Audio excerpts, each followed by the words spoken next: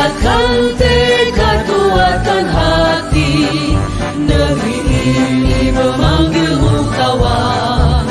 Belajar bergerak berbagi untuk negeri.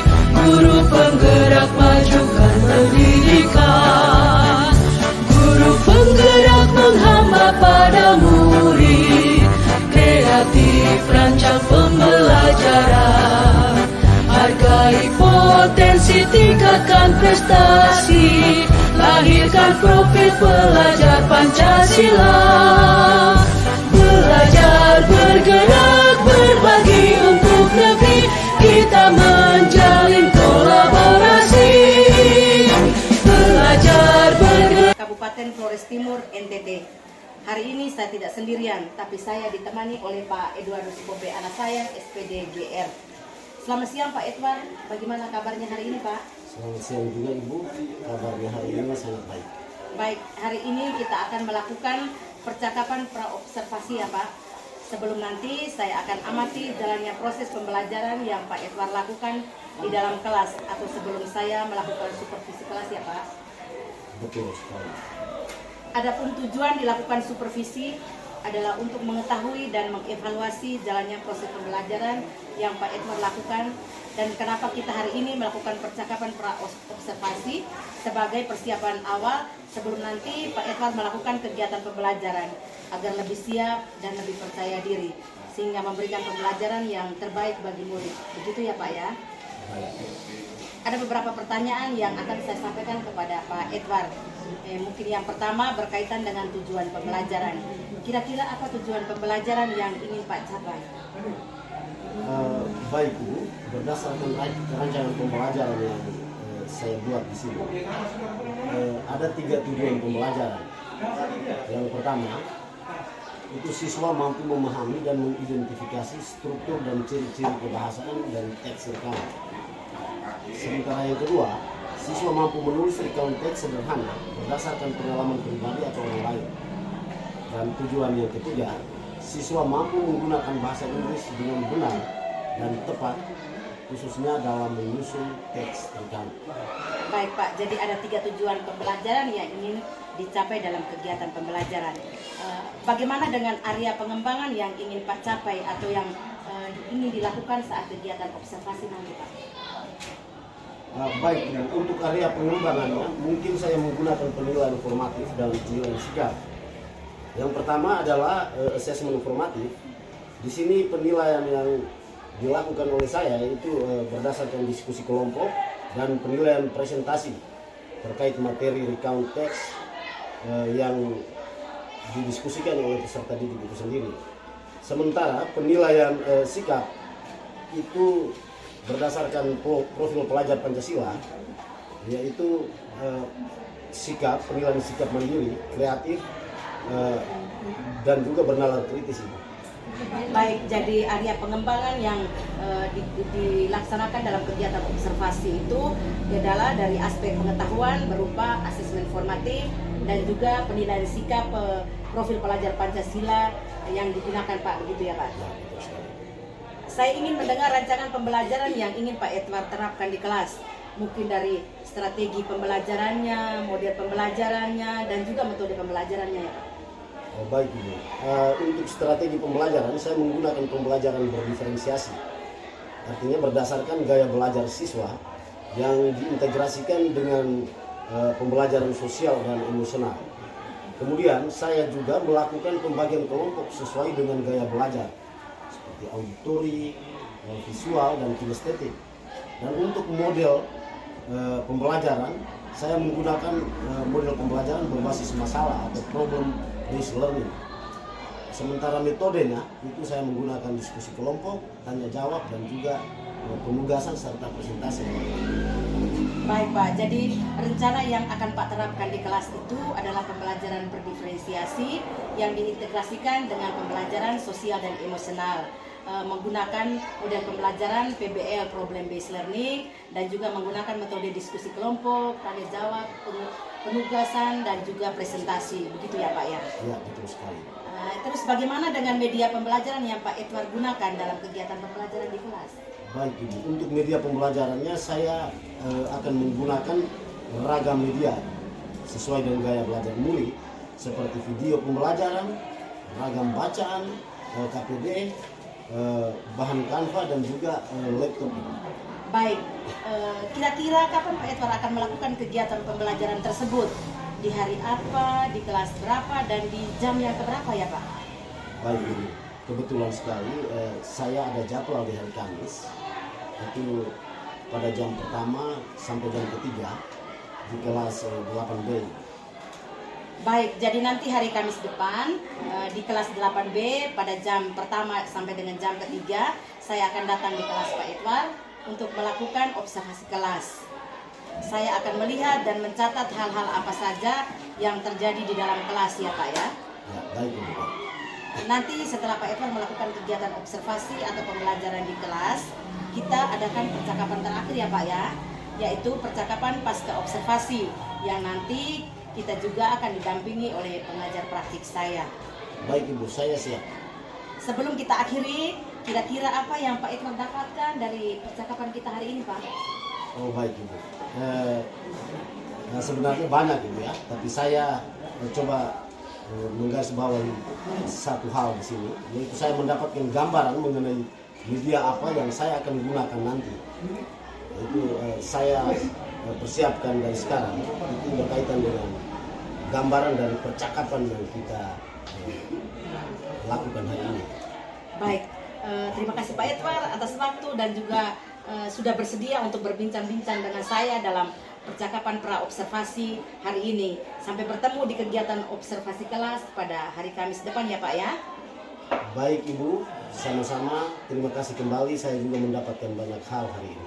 Oke, demikian percakapan kita hari ini. Sampai bertemu di kegiatan observasi kelas dan juga percakapan pasca observasi. Terima kasih dan selamat siang.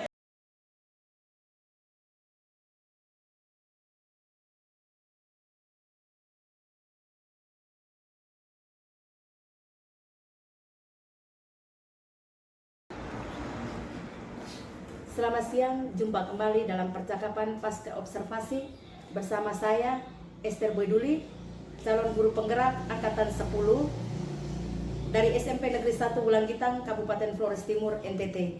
Saya masih ditemani oleh Pak Eduardus Pope Anasayang, SPD GR, sebagai guru yang telah diobservasi pada kegiatan supervisi akademik, dan saya juga ditemani oleh pengajar praktik saya, Pak Yohanes Christoforus Manggutus Saban. Selamat siang Pak Edward, Pak Yusti. Bagaimana kabarnya hari ini Pak? Alhamdulillah baik-baik adanya.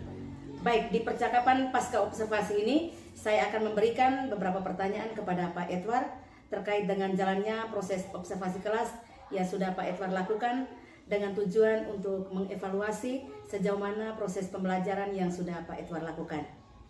Untuk pertanyaan pertama, bagaimana perasaan Pak Edward terkait dengan jalannya kegiatan observasi kelas yang sudah berlangsung, Pak? Tentunya saya sangat bahagia Ibu, karena kegiatannya berjalan dengan baik. Syukurlah sudah berjalan dengan baik, Pak. Bisa diceritakan kembali area pengembangan apa yang sudah Pak Edward lakukan dalam kegiatan observasi di kelas, kemudian langkah-langkah atau tahapan-tahapan pembelajaran apa saja yang sudah Pak Edward lakukan di dalam kelas itu? Baik Bu, yang pertama itu tentu saya harus melewati beberapa tahapan. Tahapan pertama itu saya membuat perangkat pembelajaran. Kemudian untuk area pengembangan itu saya menyasar pada area pengetahuan dan keterampilan peserta didik.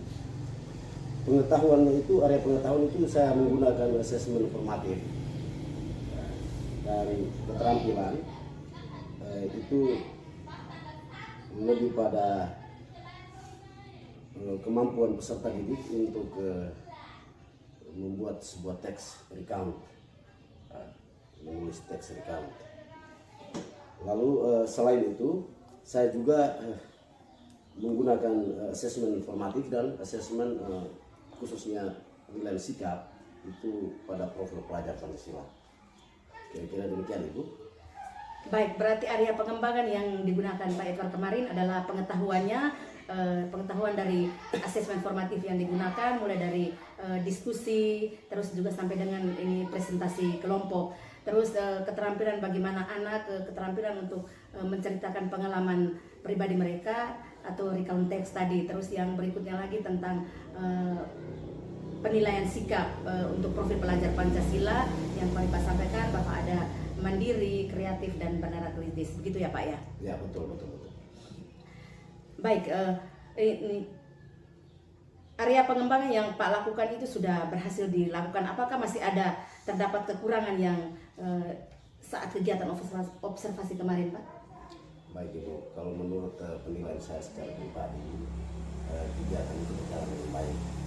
Tetapi tidak menutup kemungkinan bahwa masih ada kekurangan di sana sini, walaupun itu jumlahnya sangat minimalis.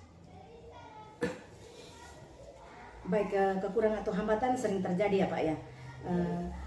Ada beberapa siswa mungkin yang terlibat, ada juga yang kurang aktif dalam kegiatan pembelajaran. Masih belum ada yang fasih dalam membaca LKPD dalam bahasa Inggris. Mungkin hanya mengandalkan teman begitu saja ya Pak ya. Ya, jadi kekurangan atau hambatan yang terjadi selama proses pembelajaran yang saya alami sendiri itu pertama masih ada beberapa siswa yang belum terlalu terlibat secara aktif di dalam diskusi kelompok.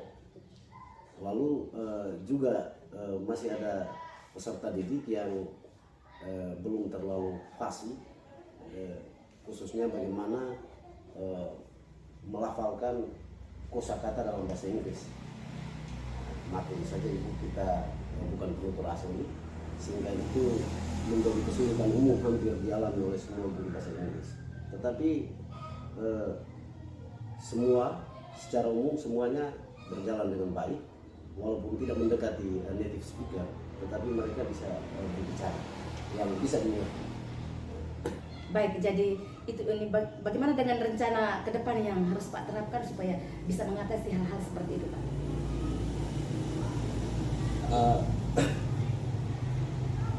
Baik Ibu, jadi saya mungkin ini juga menjadi bahan refleksi saya sebagai seorang guru bahasa Inggris. Dari pengalaman yang ada ini mungkin kedepannya saya bisa lebih jeli lagi dalam pembagian kelompok, yaitu dengan jumlah siswa yang banyak di setiap kelompok itu mungkin saya bagi lagi ke dalam kelompok-kelompok yang lebih kecil. Itu yang pertama. Yang kedua, mungkin saya juga memperbanyak media pembelajaran untuk bisa mengakomodasi semua gaya belajar peserta didik yang sangat variatif, sehingga barangkali dengan cara itu lebih nyaman anak-anak dalam proses pembelajaran dan mungkin suasananya lebih kondusif. Juga mungkin saya sertakan dengan pertanyaan-pertanyaan sesuai dengan gaya belajar anak-anak. Selain itu juga mungkin saya meningkatkan lagi bimbingan secara personal kepada peserta-peserta yang tidak terlalu mampu di dalam kelompok-kelompok yang sudah ada itu. Baik, jadi itu adalah rencana ke depan yang Pak Edward akan lakukan nanti pada proses pembelajaran ke depan. Pak akan menyesuaikan kenyamanan anak dengan membuat media pembelajaran yang lebih menarik.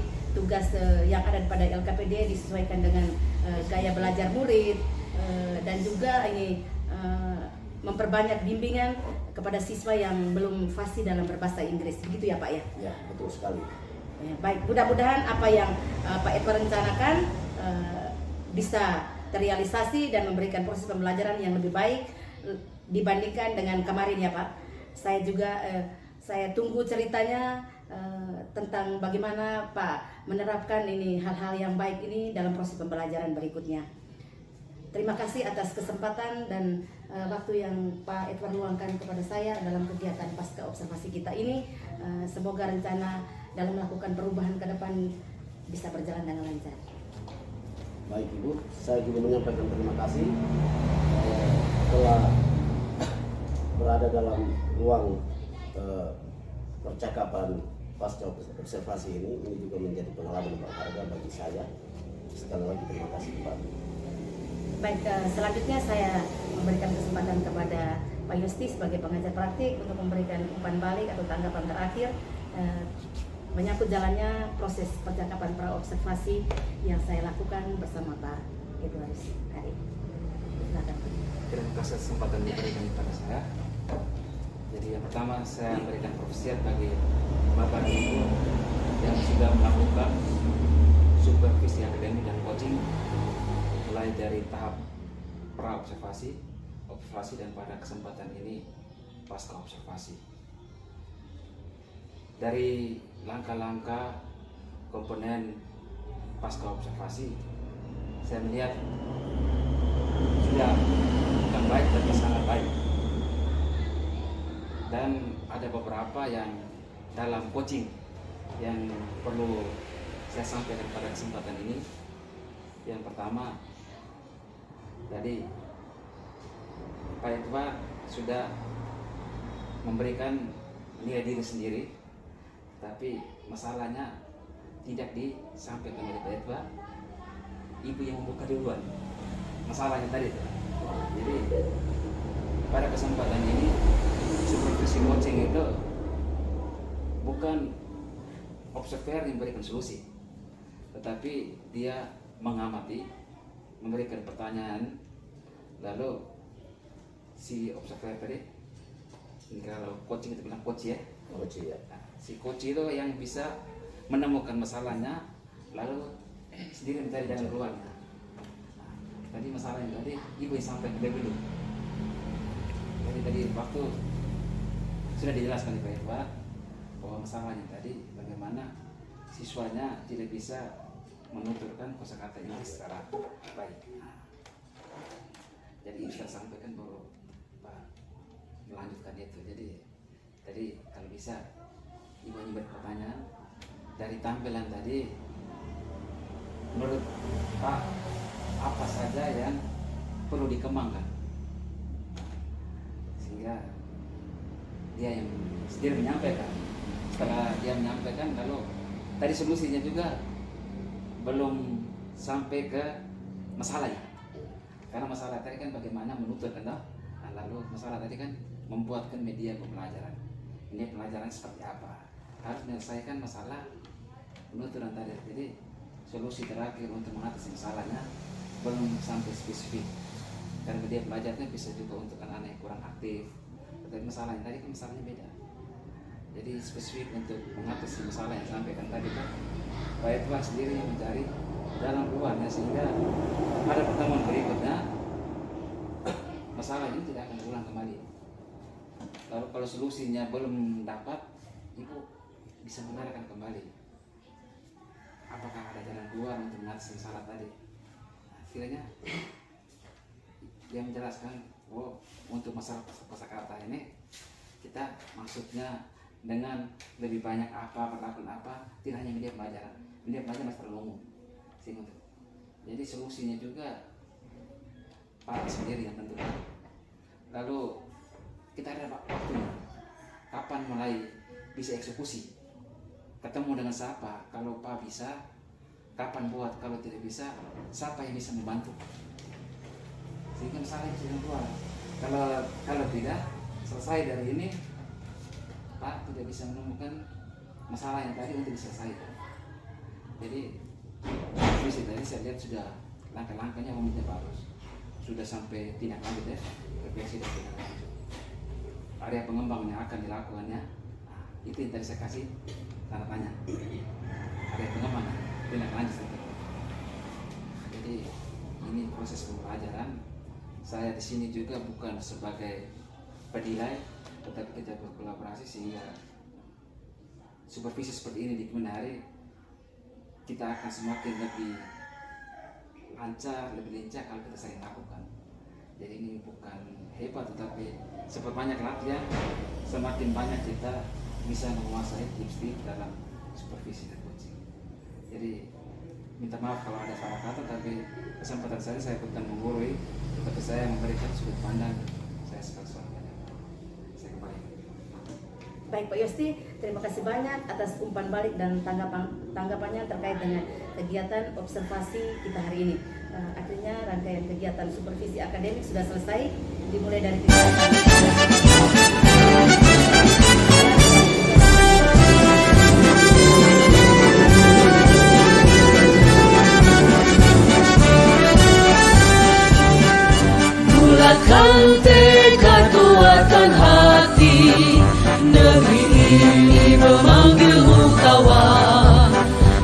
Belajar bergerak berbagi untuk negeri, guru penggerak majukan pendidikan.